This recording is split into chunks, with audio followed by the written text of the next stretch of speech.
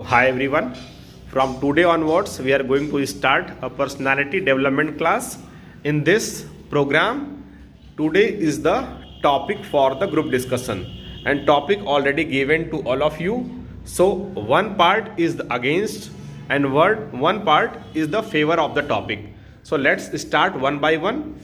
This is going to be a very awesome discussion, very healthy discussion, and we will see how to discuss, how to counter, and how to listen to each other. Done? So let's start. Today topic is, आज का जो सबसे important topic है कि युवा वर्ग को Indian politics में या पॉलिटिक्स में आना चाहिए या नहीं आना चाहिए. अगर आना चाहिए तो उसके फेवर में आपके क्या क्या पॉइंट्स हैं, और अगर नहीं आना चाहिए तो उसके फेवर में आपके क्या क्या पॉइंट्स हैं. तो टीम अपना हैंड रेज करेगी जो उसके फेवर में है.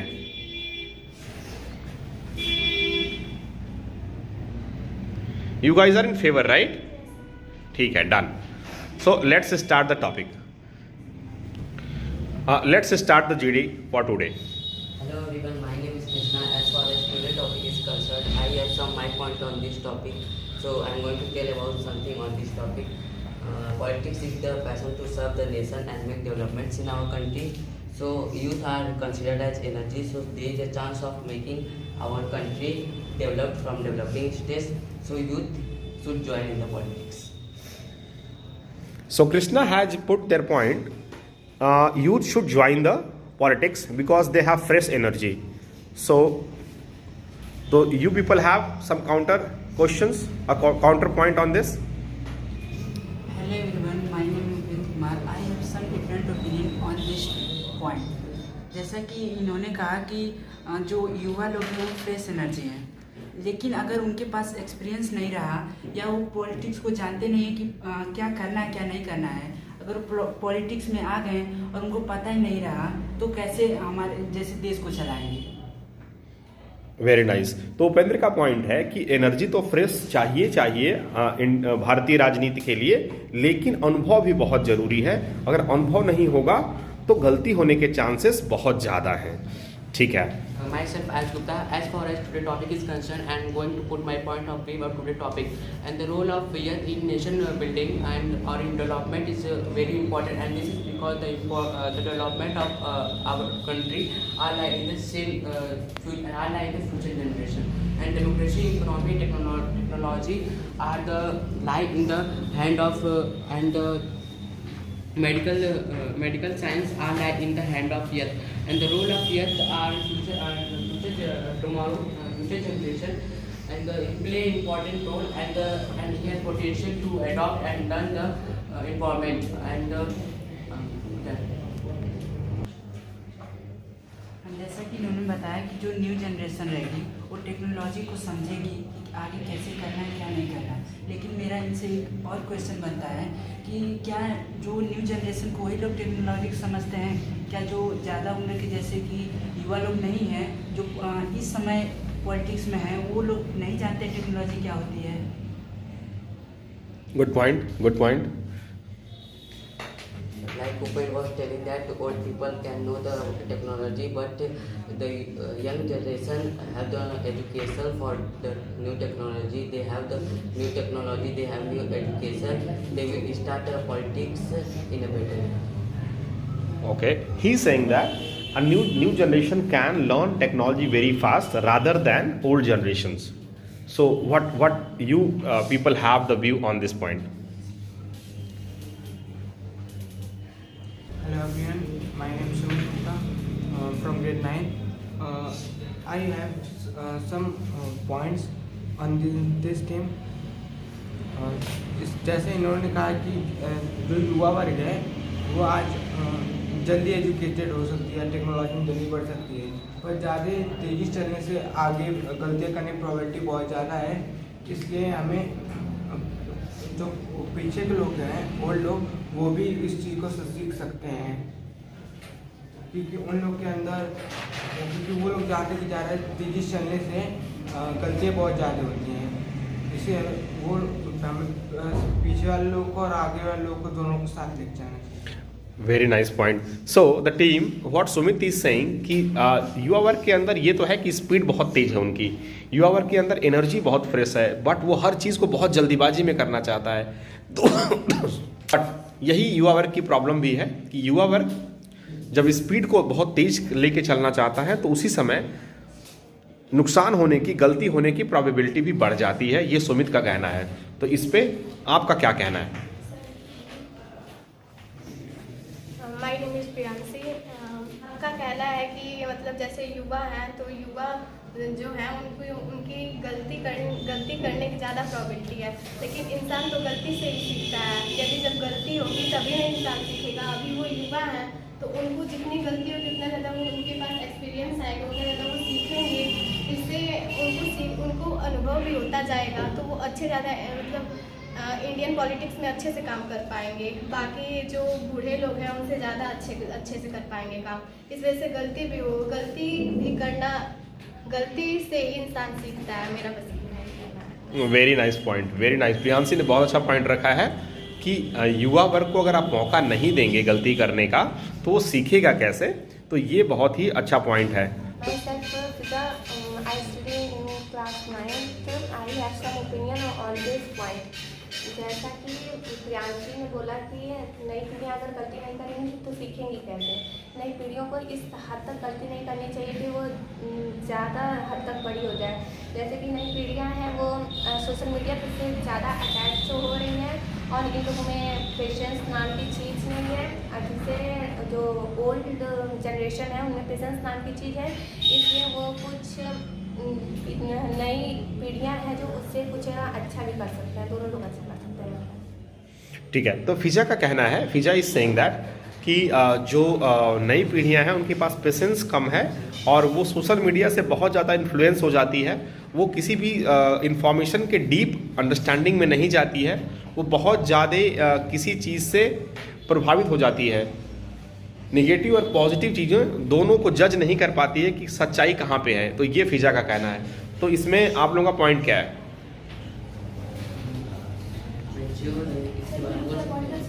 हाँ हाँ. Nowadays, a young generation are more mature than an old man. Like young generation make new technologies, they start coding, they make website, they make new apps. So they are more mature than an old man. Young generation have the majority to come in politics. Okay. You have also some point, Priyanshi? Prakashini? Yeah, tell me. My name is Prakashini Rai. I am from class 9. I have different opinions of this point.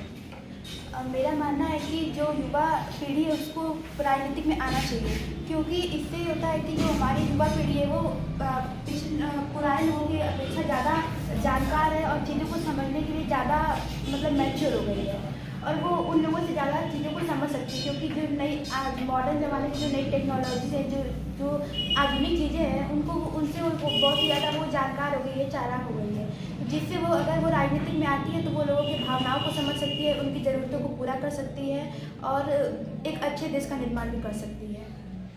Very nice. तो प्रकाशनी का point ये है कि जो नया वर्ग है वो युवाओं की प्रॉब्लम को ज़्यादा अच्छे से है और उनके प्रॉब्लम्स को अच्छे से एड्रेस कर सकता है. इसी में कृष्णा ने ऐड किया था एक पॉइंट कि सर जो नई जनरेशन है वो कोडिंग करना जानती है, मतलब वो ज़्यादा टेक्नो सेवी होते हैं और वो टेक्नोलॉजी का यूज़ करके मैक्सिमम राजनीति को और क्लीन कर सकते हैं, ऐसा कृष्णा का मानना है. तो it's was very nice point by Krishna and Prakashini. बहुत ही शानदार पॉइंट इन लोगों ने रखा है. तो इसको काउंटर करने के लिए आपके पास क्या पॉइंट है? मेरे पास बताना चाहता हूँ कि जो इन लोगों ने बताया है कि जो यूथ लोग हैं वो टेक्नोलॉजी में बहुत आगे हैं और किसी चीज़ को अच्छे से समझते हैं, लेकिन मैं इन लोगों से एक क्वेश्चन करना चाहता हूँ, क्या सभी यूथ लोग पढ़े लिखे होते हैं? Good question. या क्योंकि बहुत से ऐसे यूथ हैं जो कि बस चाहते हैं कि मुझे विलासतापूर्ण जीवन मिले, परिश्रम तो करना नहीं चाहते हैं और परिश्रम करना वो चाहते हैं कि मुझे हर चीज़ मिले, जैसे रुपया पैसा, ये सब परिश्रम करना नहीं चाहते, इसीलिए वो पॉलिटिक्स में जाते हैं कि पॉलिटिक्स में करना नहीं कुछ रहता है, ज़्यादातर परिश्रम नहीं करना रहता है. अगर चाहे अगर वो किसी से अच्छे से व्यवहार बनाए, परिचय बनाए, तो 1-2 चुनाव जीत सकते हैं, जिससे कि उनका जो मकसद है कि हम आगे चल के विलासतापूर्ण जीवन अपना व्यतीत करें, वो कर पाएंगे। तो यही इनसे क्वेश्चन है मेरा कि क्या सभी यूथ लोग पढ़े लिखे होते हैं? बहुत शानदार, वेरी नाइस पॉइंट। तो उपेंद्र का पॉइंट ये है कि बहुत सारे युवा जो होते हैं वो एजुकेशन से दूर हैं और वो सिर्फ पीछे नेता के पीछे जाते हैं, सिर्फ एक रिकॉग्निशन के लिए और उनको कुछ मौज मस्ती के लिए। ऐसा उपेंद्र का पॉइंट है कि वो उनको जाते हैं ताकि वो उनके पीछे लगते हैं, अपना समय बर्बाद करते हैं और थोड़े से उनको रिकॉग्निशन मिलते हैं, कुछ खाने पीने की चीज़ें मिल जाती हैं, कुछ पैसे मिल जाते हैं और इसलिए युवा वर्ग उस विलासितापूर्ण जीवन को पाने के लिए राजनीति की तरफ जाना चाहता है। तो इसमें हमारी टीम, दूसरी टीम का क्या पॉइंट है? सर, जैसा कि इन्होंने बोला कि बहुत युवा जो लोग हैं वो पढ़े लिखे नहीं हैं, तो सर उनका वो पढ़े लिखे नहीं, तो उनका कारण क्या है? क्योंकि जो पिछले हमारे पुराने लोग थे, जो पुराने लीडर्स थे, उन्होंने अच्छा देश नहीं बनाया, अच्छा कॉस्ट एजुकेशन सिस्टम नहीं बनाया, जिसकी वजह से जो अब की युवा पीढ़ी वो पढ़ी लिखी नहीं है। लेकिन अगर अब की युवा पीढ़ी अगर अब पॉलिटिक्स में जाती है तो नए पढ़ाई के नियम निकालेगी एजुकेशन सिस्टम के खिलाफ और वो सख्त हो जाएगी, जिससे कि अब जो जनरेशन होगी वो पढ़ी लिखी होगी और अगर वो पॉलिटिक्स में जाती है तो वो देश को और अच्छे से संभाल पाएगी। Very nice, very nice. तो प्रकाशनी का पॉइंट है कि अगर युवा पीढ़ी बहुत सारी अनपढ़ रही है या एजुकेशन से दूर रही है, इसके पीछे हमारे पुराने लीडर्स का प्रॉब्लम रहा है। उन्होंने अच्छी पॉलिसीज़ नहीं बनाई, जिसकी वजह से ये प्रॉब्लम फेस करना हुआ, जिससे बहुत सारे युवा गलत रास्ते पे चले गए और एजुकेशन ना होने की वजह से। तो इनका मानना है कि इसी वजह से युवाओं को पॉलिटिक्स में आना चाहिए और एक नई सिस्टम, एक नया एजुकेशन सिस्टम बनाना चाहिए, जिससे मैक्सिमम लोगों को शिक्षा मिल सके। आपका क्या पॉइंट है इस पे? मैं कहना चाहता हूँ इनसे कि ये कह रहे हैं कि जो पहले के जो पॉलिटिशियन थे वो सही से पॉलिसी नहीं बनाए, जिससे वो लोग जो यूथ लोगों सही से पढ़ नहीं पाए, जिस कारण वो आगे नहीं बढ़ पाए। क्या मैं इनसे ये बात कहना चाहता हूँ कि जो पहले पॉलिटिशियन थे या पहले बहुत से जैसे लोग थे, जैसे ये थे सुभाष चंद्र बोस थे और महान लोग जैसे थे, क्या ये लोग पढ़े लिखे नहीं थे? उस समय पॉलिसी नहीं थी, उस समय ये लोग नहीं पढ़े लिखे थे। इन्होंने कहा सुभाष चंद्र बोस तो वो तो ये जब भारत आज़ाद नहीं हुआ था तब की बात थी। अब की जो है जो पॉलिटिक्स है, जो इंडियन पॉलिटिक्स है, जो वो लोग हैं जो पहले के नेता थे, वो कुछ जो किए होंगे तभी ना अभी हम लोग का जो इस टाइम है वो यूथ के लिए वो शिक्षित नहीं है।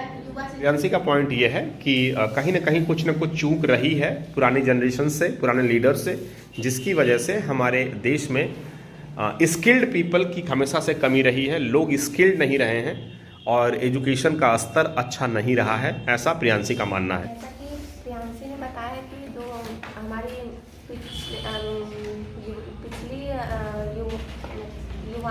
पिछली पीढ़ी है वो बहुत गलतियाँ कर चुकी हैं। माना कि वो लोग बहुत गलती कर किए हैं, बट ओल्ड इज गोल्ड। ये लोग 75 सालों में, हमारे देश को आज़ाद हुए 75 साल हो चुके हैं। वो लोग 75 सालों में बहुत ज़्यादा बदलाव किए हैं, जिससे कि हम लोग जानते हैं कि जो नई युवाएँ हैं वो उन्हें अपनी ज़्यादा करके शिक्षा और एम्स पे ध्यान देना चाहिए, जैसे कि डॉक्टर, इंजीनियर, बिजनेसमैन बने, ना कि वो पॉलिटिशियन के पीछे खड़े होकर सेल्फी लें। ये खराब चीज़ है। मैं बस इतना ही कहना चाहती हूँ। Very nice, very nice. तो व्हाट फिजा सेड, उन्होंने ये कहा कि भाई 75 ईयर्स में कुछ चीज़ें हैं जो हमारे पॉलिटिशियंस ने अच्छी भी करी हैं, कुछ गलतियां भी हुई हैं। तो हमारे नए जो युवा पीढ़ी है, जो नई एनर्जी है, उसको ना पॉलिटिशियंस के पीछे खड़े होके सेल्फी लेना और उनके साथ घूमने के बजाय उनको अपनी स्किल पे ध्यान देना चाहिए, उनको पढ़ना चाहिए और उनको अच्छा डॉक्टर बनना चाहिए, अच्छा इंजीनियर बनना चाहिए, अच्छा बिजनेसमैन बनना चाहिए। ये फिजा का पॉइंट है। सो इसमें आपका क्या पॉइंट है? I agree with old is gold, and I am not judge the old generation like Subhash Chandra Bose and Dr. B.R. Ambedkar, but nowadays the politicians are corrupt. They do illegal work, they do black smuggling, and they keep the money in black money. Okay. Prakashni, Priyanshi, you have also some point? Yeah, tell me.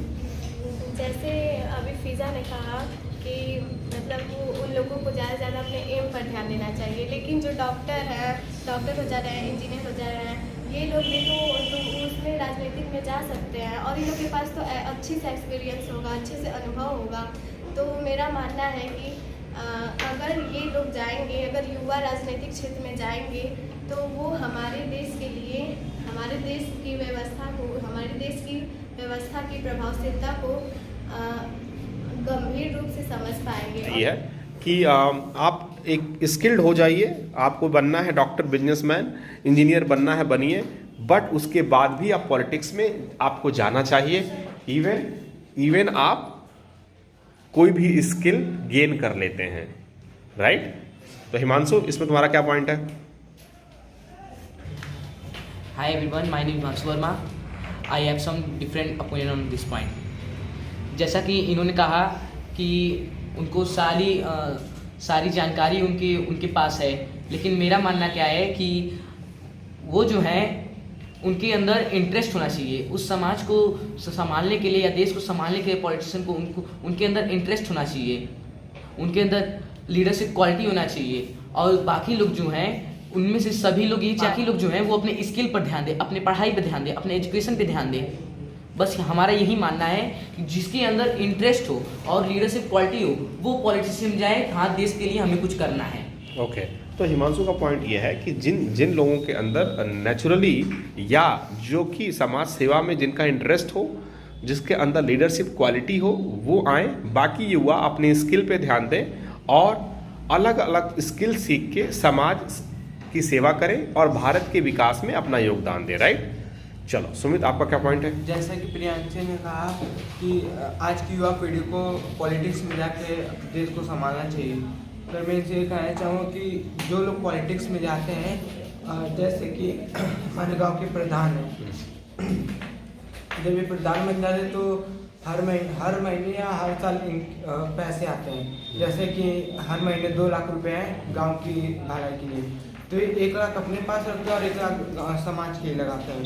और जब पूछने पता चलता है तो लोग कहते हैं कि इतना आया पैसा।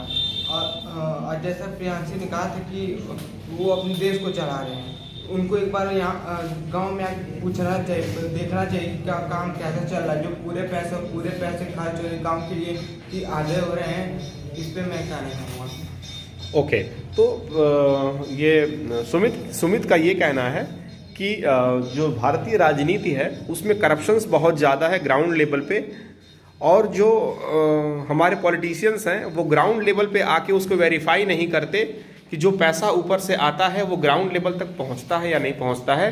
तो इनका कहना है कि ये सारी चीज़ें, इनका पॉइंट है कि ये चाहते हैं कि ये सब चीज़ें होनी चाहिए पॉलिटिक्स में, और इसलिए युवाओं को इससे दूर रह के अपनी टेक्नोलॉजी पे काम करना चाहिए और इस सिस्टम को ज़्यादा से ज़्यादा ट्रांसपेरेंट बनाना चाहिए, रादर दैन कि उसी सिस्टम का हिस्सा बन जाएं जिसमें कि ओल्ड जनरेशन पॉलिटिक्स कर रही है। ऐसा सुमित का मानना है। चलिए सर, जैसा कि इन्होंने कहा कि ग्राउंड लेवल हो या फिर कोई पॉलिटिक्स का लेवल हो, करप्शन करते हैं लोग उसमें आकर के। लेकिन सर मेरा ये मानना है कि सारे लोग ऐसे नहीं होते हैं, चाहे वो ग्राउंड लेवल का पॉलिटिक्स हो, चाहे वो हम कंट्री के नज़रिए से देखें या फिर स्टेट के नज़रिए से देखें, सारे लोग करप्शनिस्ट नहीं होते हैं। कुछ लोग पॉलिटिक्स में आते हैं जो देश की भलाई करते के लिए आते हैं, अपने देश के नवनिर्माण के लिए आते हैं। और जैसा कि ग्राउंड लेवल की अगर बात करें तो उसमें भी बहुत हमें ये देखने को मिलता है कि बहुत सारे गांव में नया हैंडपम्प लगा है, नया रोड बना है, ढेर सारी उसमें नई एग्रीकल्चर में नई चीज़ें हुई हैं, देश में इतने बदलाव हुए हैं, गांव में इतने बदलाव हुए हैं। तो वो सारे कहीं ना कहीं पॉलिटिक्स की वजह से हुआ है कि जो अब हमारी युवा पीढ़ी में जा रही है वो अपनी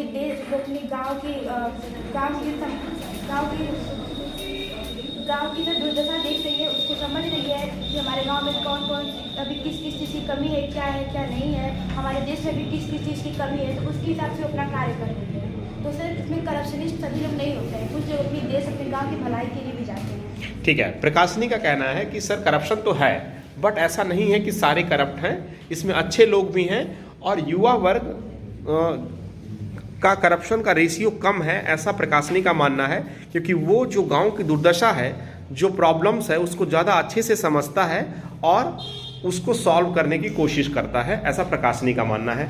तो इसमें और किसी का पॉइंट है इसमें? या hello everyone, myself Prashant Yadav. As far as today topic is concerned, going to put my point of view on today topic.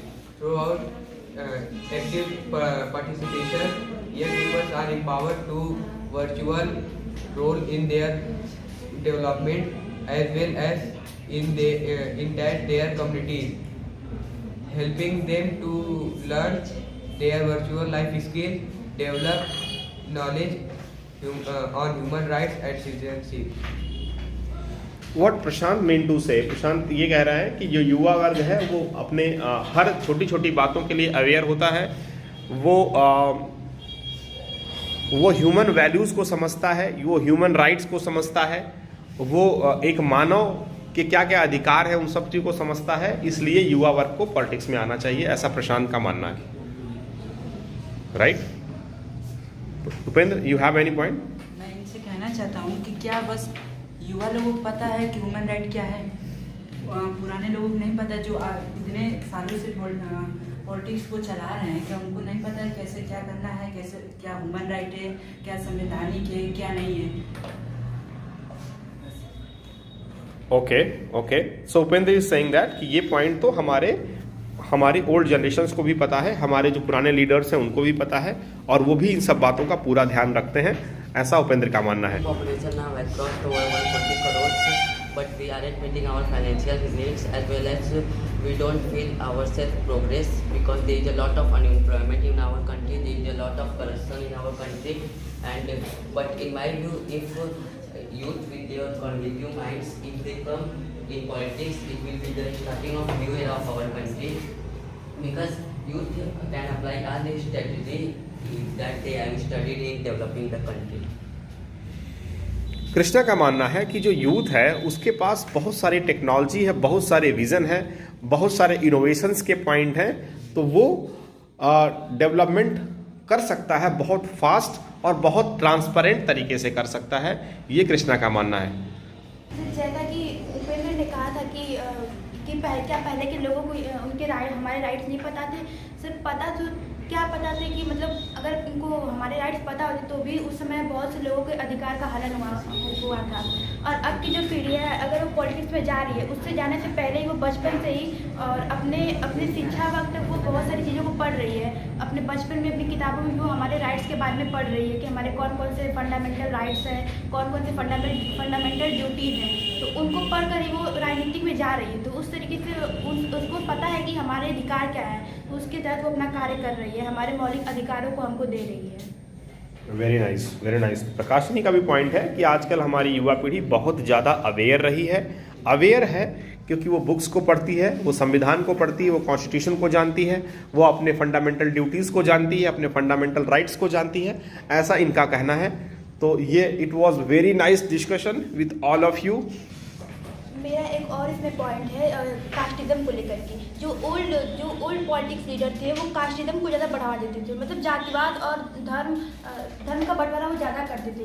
इससे एक नुकसान था कि अगर वो जातिवाद कर रहे हैं, धर्म का बंटवारा कर रहे हैं, तो सभी लोगों का इक्वल राइट्स नहीं मिल पाते थे, सभी लोगों को उनका अधिकार नहीं मिल पाता था। और जब वो केवल अपना वोट बैंक भरने के लिए मतलब वो काम करते थे, ज़्यादा डेवलपमेंट पर वो ध्यान नहीं देते थे।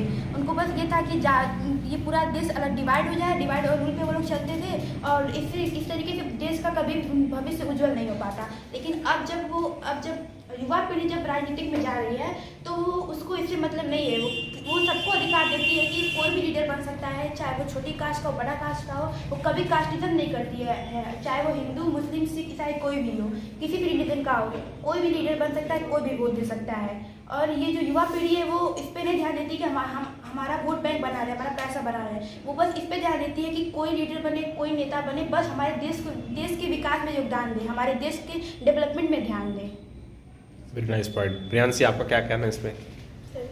जैसे कि पुराने लोग जो करके गए हैं, जो कास्टिज्म मतलब डिवाइड एंड रूल, ये लोग अंग्रेज का लोग सीख कर लोग जो तो वो पॉलिटिक्स मतलब डिवाइड एंड रूल ब्रिटिश से लेकर लोग अभी वही लोग कर रहे हैं, अभी भी तो वही होता है। कास्ट से लोग कास्ट मतलब जिसकी जाति लोग देखकर लोग वोट देते हैं और लोग सोचते हैं कि नेता से हमें विकास मिलेगा। विकास कहाँ से मिलेगा? जब आपने विकास के नाम पर जब वोट दिया होता तब ना विकास मिलता।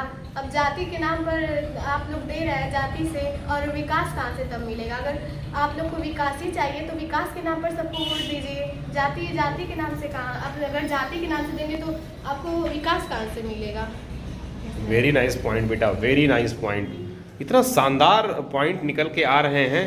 आई एम वेरी हैप्पी कि आपको अब सजग होना पड़ेगा, आपको सेलेक्ट होना पड़ेगा कि हम किसको चूज कर रहे हैं और क्यों चूज कर रहे हैं, राइट। अगर आपकी प्रायोरिटी कास्टिज्म है, कास्ट है, तो फिर आप विकास को भूल जाइए, आप अपनी डेवलपमेंट को भूल जाइए, राइट। तो ये आपको सेलेक्ट करना पड़ेगा कि आप किस रास्ते पे जा रहे हैं और किस लीडर को चुन रहे हैं और किस बेस पे चुन रहे हैं, राइट।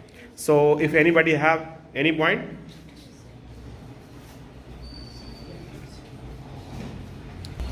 हाँ सर, अभी जो प्रियांशी ने कहा है कि वो लोग बहुत जातिवाद फैलाते थे, तो हम ही लोग नहीं डिसाइड कर पाते थे कि हमें अच्छा स्कूल चाहिए, अस्पताल चाहिए या अच्छा रोड चाहिए। हमें लोग आपस में खुद नहीं डिसाइड कर पाए। हम लोग ये करते हैं कि ये हमारी जात में इन्हें हम वोट देंगे, ये हमारे जात कास्ट के इनको हम वोट देंगे। हम लोग यही नहीं डिसाइड कर पाते हैं कि अभी तो चल रहा है जैसे चल रहा है, लेकिन जो आने वाली जनरेशन है, अगर हम अच्छे लीडर को नहीं चूज़ करेंगे तो उससे जो हमारे आने वाली पीढ़ी है ना कि वो आगे बढ़ पाएगी ना कुछ आगे कर पाएगी। Very nice. तो उपेंद्र का पॉइंट ये है कि हम रादर देन किसी नेता को दोष दें, ये हमारी गलतियां हैं, ये एक इस समाज की गलती है कि हम ये डिसाइड नहीं कर पाते कि अपने बच्चों के लिए अच्छा स्कूल चाहिए, अच्छी रोड चाहिए, अच्छा अस्पताल चाहिए, कि अपने जाति का नेता चाहिए। ये हम डिसाइड ही नहीं कर पाते, तो इसलिए हम दूसरे पे ब्लेम करना चाहते हैं। अभी तक 75 ईयर्स में हमने किया क्या है? हमने सेलेक्ट किसको किया है? हमने कैसे नेता को सेलेक्ट किया है और किस बेस पे सेलेक्ट किया है? क्या हमने उसकी डिग्री देखी है? क्या हमने उसका बैकग्राउंड चेक किया? क्या हमने उसका ये देखा कि उसने वो करप्शन कैसा करता है? तो ये सब चीज़ें हम करते नहीं हैं और हम ब्लेम करते हैं पुरानी जनरेशन्स को और नेताओं को। तो हमको बदलना होगा, हमको डिसाइड करना होगा कि हमको क्या चाहिए, ऐसा उपेंद्र का मानना है, राइट। सो या जैसा कि उपेंद्र भैया ने बोला है कि पुरानी मतलब जो डेवलपमेंट हुआ है, जो डेवलपमेंट नहीं हो पा रहा है, कास्ट के हिसाब से हो रहा है, तो ये पुराने लोगों की दिक्कत है ना। वो लोग अगर लोग मतलब पॉलिटिक्स को अगर अच्छे से पॉलिटिकल को अच्छे से देखते रहते हैं तो उतने अच्छे से हमारा यूथ जो इस टाइम जो जनरेशन है ये अच्छे से प्रभाव। Now Ayush have some point to explain. या युवा किसी देश और समाज के बदलाव के मुख्य वाहक रहे हैं, जिससे इतिहास गवाह है कि आज की दुनिया में जितने भी क्रांतिकारी परिवर्तन हुए, चाहे वो सामाजिक हो या राजनीतिक हो या आर्थिक हो या सांस्कृतिक हो या वैज्ञानिक, वो पूरा आधार उन्हीं पे जाता है, युवा लोगों को भी। जैसे आप गौतम बुद्ध हो गए और महावीर स्वामी हो गए, वो युवावस्था में मतलब उनका ज़्यादा योगदान रहा है और वो धर्म और समाज के ज़्यादा आधार बनकर सबको समझाएं और काम किए हैं। ओके, तो ये कह रहे हैं कि युवा वर्ग में ऐसे बहुत सारे लोग जो लीडर बन के आए, ये जरूरी नहीं है, आयुष का मानना है कि पॉलिटिक्स में ही आए। युवा वर्ग जो है वो स्पिरिचुअल लीडर्स भी बने हैं, समाज को दिशा भी दिखाए हैं, भारतीय संस्कृति का उत्थान भी किए हैं, भारतीय संस्कृति पे युवाओं को चलने के लिए प्रेरित भी किए हैं। तो ऐसा आयुष का मानना है कि युवा किसी भी वर्ग में समाज को दिशा दिखा सकता है।